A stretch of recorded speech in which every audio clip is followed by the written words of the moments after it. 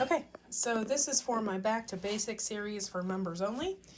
And basically I have decided here to plant my broadleaf sage. These seeds were really kind of small. And when they're small like this, I usually like to plant 2 in 1 cell. See how small this seed was? I don't know if you can see that. It's like a little round ball.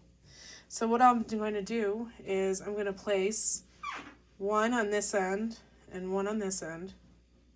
And then I'm going to lightly push it in the soil. And then I'm going to cover it up.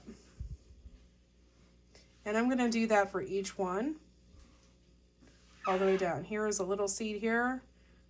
There's a little seed here. And I'm going to do it for each corner.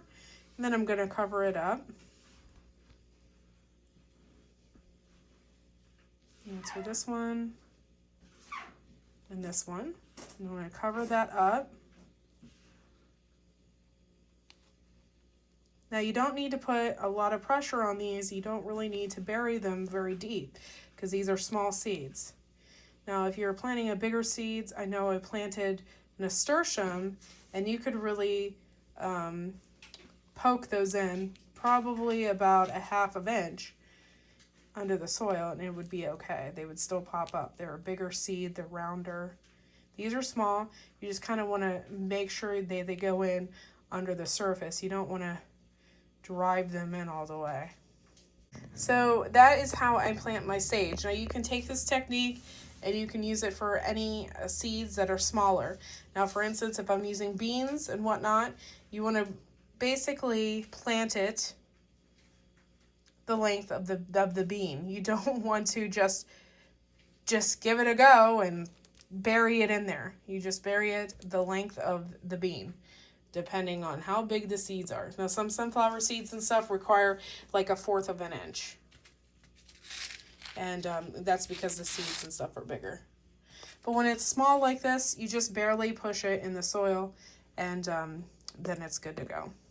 Okay, so here I am planting my horehound from seed, and it's a little bit different than the sage. The horehound was really, really extremely small. So what I did is I'm just lightly putting it on the surface, and I already did that. And then what I'm going to do is I'm just going to push it in like this. You don't want to bury it. It's just like a light surface, so. And you're just going to lightly press it in.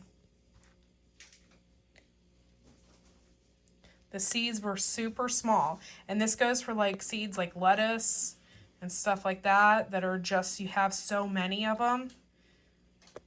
You just lightly press them in, and then these seeds are good to go. So that is how you do really, really small seeds like lettuce. I know some zinnias, like that's how you can do it when you direct sow them. You just throw them on and you push them in. You don't have to create a hole or anything like that. You could just lightly sprinkle them and they're good to go.